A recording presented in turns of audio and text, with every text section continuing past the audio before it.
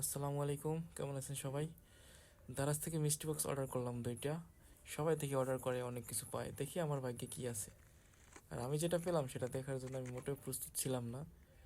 পুরো ভিডিওটা দেখুন, দেখতে পারবেন আসলে ওরা কীভাবে মানুষকে ধোকা দেয়। আসলে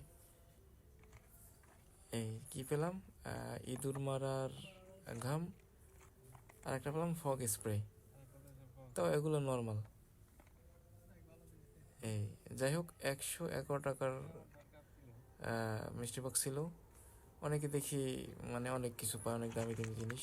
তো এটা দ্বিতীয় নাম্বার, মানে 2টা অর্ডার করছিলাম। প্রথমটায় দেখলাম যে কি পাইলাম, তো দেখলামই। এখন দ্বিতীয়টাই দেখি। দ্বিতীয়টাও সেম জিনিস।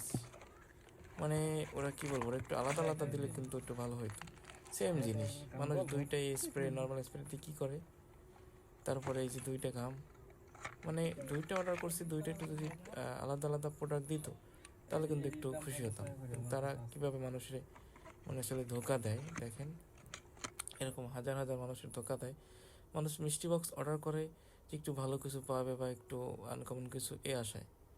কিন্তু তারা যে মানে এই সুযোগটা নেয়, এই কিছু কিছু অসাধু ব্যবসায়ীরা, আসলে কি বলবো, কিছু বলার আসলে ভাষা নেই।